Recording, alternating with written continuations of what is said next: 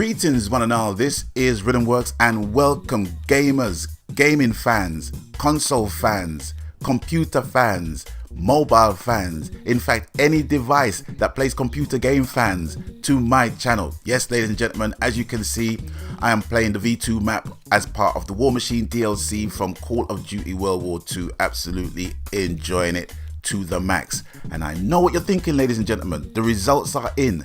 The BAFTA Game Awards results are in. Well, they were in from last night. And I'm sure you are waiting for me to present to you my freshly baked PS4 drizzled in honey and mustard sauce, knife and fork, salt and pepper, all kind of condiments, ready for me to chow down in front of you all. But I'm afraid I've got some bad news for you. I've just discovered from my doctor that I have an allergic reaction to PlayStation 4. Yes, I know it's hard to believe, but I've got an allergic reaction to PlayStation 4. If I even bite the lead or any part of the plastic or the silicon chips, the computer chips, anything, I will just basically just swell up and be in anaphylactic shock. And you don't want that with me. You don't want me to die prematurely, live and direct on YouTube. You don't want me to do that, do you? No. I said to the doctor, but I've got to do it. I've got to do it for my fans. I've got to eat my PlayStation for my fans because that's what they demand. When I tell them what I'm going to do, I am going to do it. They expect it of me to do it. The doctor says, well, if you want to look stupid and die on the internet, that's up to you. But I'm telling you what it is. Don't be eating your PlayStation 4, Mr. Rhythmworks. Please don't. So I had to bow. I had to bow to the pressure. So I'm really sorry. But I hope you can understand. Kiss my ass if I'm gonna eat a PlayStation, my PlayStation 4 Pro in front of you. I ain't gonna do that. But in all fairness, who was caught out? Who was caught out? It wasn't just me. I'm sure there's a lot of people that was caught out with the whole results. Now there's only a few results that I'm interested in. Like I said, multiplayer and best game. And I thought best game would have been Horizon Zero Dawn. But it wasn't. It was what happened or whatever happened to Edith Finch, which was a game that I was aware of but had no interest in it. No interest in it whatsoever.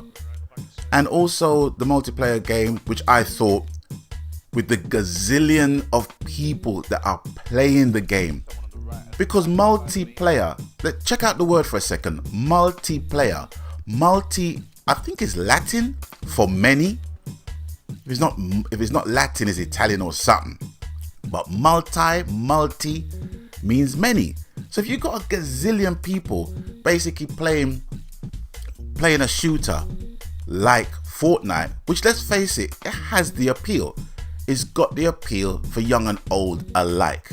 And people's latched onto the game to the point where people's making some serious money from that game by just streaming it, making $500,000 a month on it. So that to me shows me the popularity of the game. But no, what game won it? Divinity Original Sin. I don't know about that. I really don't know about that. And furthermore, to add on to the point of games totally catching me off guard, I am one of these gamers that likes to play games with a story, with meaning to it. And I have to say that one of the biggest games that I've played that's had an effect on me right up to this present day is The Last of Us.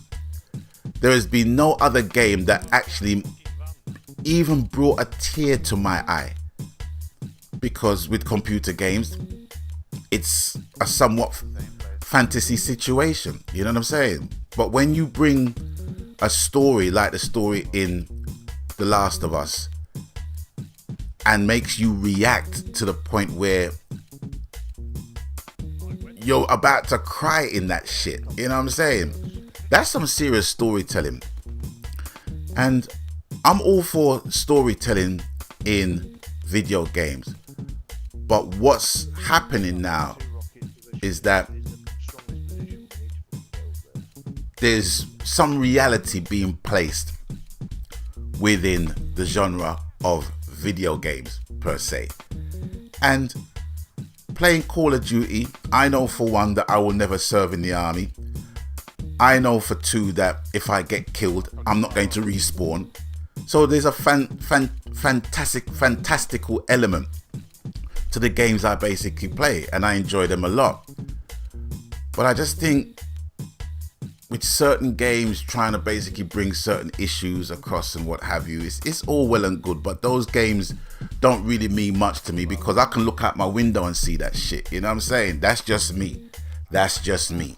You know what I mean? I can see all of the issues that games are basically trying to put across. When I play computer games, it's a form of relaxation. It's a form of taking me out of the reality that I'm bombarded with day after day after day after day. And I think what's happening now is that game developers wants to bring the social aspect of gaming. And I don't mean the social aspect by the multiplayer aspect. I just mean the social aspect by just being a social commentator, I guess. Which for me, I don't really have time for, you know. I consider myself a very social creature in terms of my work and how I connect with people and what have you. But that's in my work. You know, when I relax, I want to feel like Nathan Drake. I want to feel like Nathan Drake. I want to feel like I have the possibilities of, you know, killing 500 people in one go just to be in search of an Egyptian artifact with my brethren Sully and my missus Elena. You know what I'm saying? You know, but with the other game, what's the other game called? I think it's Henua or Senua. Something Sacrifice, where the game was basically dealing with mental issues and stuff like that. I don't know about that. I mean, the game has won an award for, and they actually made a category just so that game can basically win. I'm not about that. I'm not feeling that. I'm not feeling that at all. Do you know what I mean? If you make a game that covers subjects like cancer and loss and death and all that stuff, yeah, do that, but just do that on the basis of a video game. Don't make a category that lean towards that. Do you know what I'm saying? You know, beyond entertainment, game beyond entertainment. I think that's what the category was. I don't know what to say. But in summary, I was just knocked off guard with Edith Finch and Divinity Original Sin winning two of the main categories in the BAFTA Game Awards. I just think it's a bit of political correctness where they needn't be. Do you know what I'm saying? You know. Oh, and big up to Rockstar, man. Rockstar has made $6 billion from Grand Theft Auto 5. That has made more money than James Cameron's Avatar. It's made more money than certain big movies in the box office. So you have to big up Rockstar for that, man. You know, it's made some serious money. You know what I mean? It's a major player right there. And considering the fact that Rockstar, they're based in Scotland, that's a nice British success story at the end of the day. But going back to the BAFTA Awards, please let me know what your reaction was to the results of that.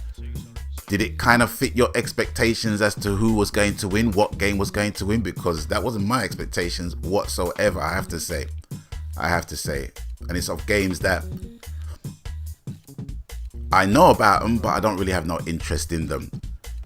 You know, it just seems like the populist viewpoint is just being swept away. But let me know what you think about the results and what have you, and what you think should have won the game of the year, if your views are any different. But anyway, that's all for me for now. Thanks for watching, thanks for stopping by, and as always, you done know the coup. Whatever the game, media, platform, format, genre, happy gaming, because that's what it's truly about, ladies and gentlemen, boys and girls, brothers and sisters. Whatever game you play, if you're happy playing it, I'm happy for you, I'm happy with you. Anyway, until I catch you on the next one, people, please stay blessed. Magan.